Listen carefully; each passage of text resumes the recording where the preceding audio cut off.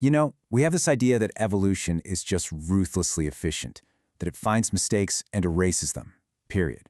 So today, we're going to dig into a really profound puzzle, a set of traits that, on the surface, looks like it shouldn't exist, but it's been around for millions of years. So, let's just dive right into the core mystery. We're told evolution is like a brutal editor. It deletes anything that doesn't work. So why on earth did it never get rid of behaviors that seem to limit the one thing it's all about? Reproduction. To really get our heads around this puzzle, we have to start with the basic rules of the game. And the biggest rule of all is natural selection. At its heart, natural selection is just a filter, a really, really strict one. It's not about what's good or bad. It's just about what works, what helps an organism survive and pass its genes to the next generation. Anything that gets in the way of that, well, in theory, it should get tossed out. So, this is the crucial point, right? If a trait actively hurts a species' ability to survive and reproduce, then by the logic of evolution, it should simply be edited out of the gene pool over time. It's supposed to be an evolutionary dead end. Okay, so now let's look at our first major clue.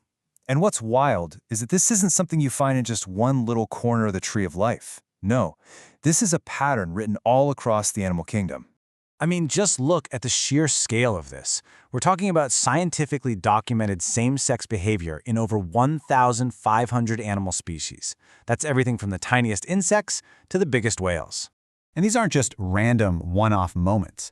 We see penguins forming committed, long-term bonds. We see bonobos using these interactions to literally keep the peace and reduce conflict.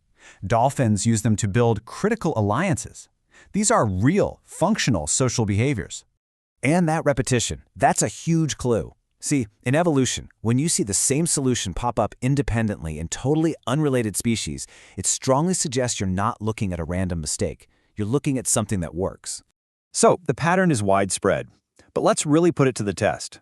Let's see how it holds up against the most extreme survival gauntlets in our planet's history: mass extinctions. We are talking about absolute catastrophes. Asteroid impacts, planet-freezing ice ages, volcanic winters that blocked out the sun. These are events that were so devastating, they literally hit the reset button on life on Earth. And the evidence here is just staggering. We can see that these behaviors existed before these disasters, and they were still there after.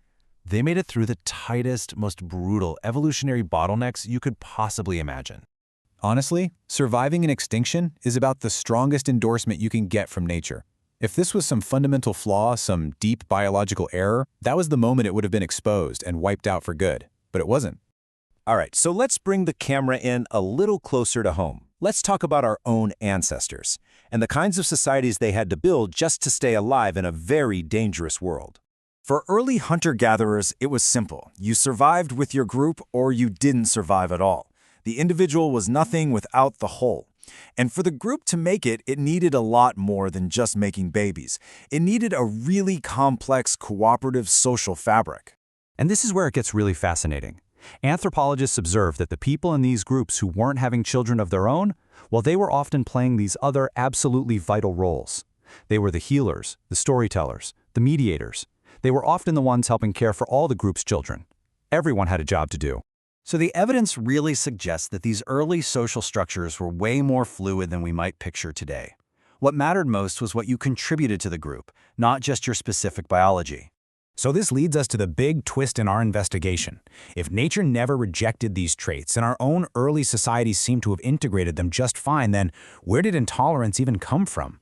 Well, what the evidence points to is a dramatic shift that happened when we invented agriculture. Suddenly, the focus wasn't just on group survival anymore. It became about owning land, about controlling property, and about making sure your stuff passed down a specific bloodline.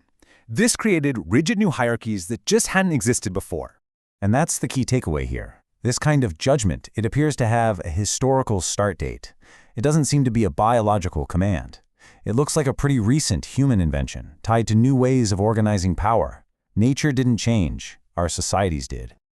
From a purely evolutionary standpoint, that phrase, against nature, is, well, it's meaningless. Nature isn't ideological, it's incredibly pragmatic. It only cares about one thing. Does it work? And for millions of years, across thousands of species, through apocalypse after apocalypse, the evidence keeps suggesting that the answer is yes. Okay, so we've laid out all the clues. Let's try to put the pieces together and finally get an answer to this evolutionary mystery. And the answer seems to be this. Maybe these traits were never about individual reproduction at all. Maybe their function was to strengthen the entire group, to make it more stable, more cooperative, and more resilient when things got tough.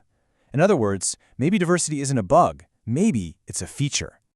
And that idea just completely reframes the whole question, doesn't it?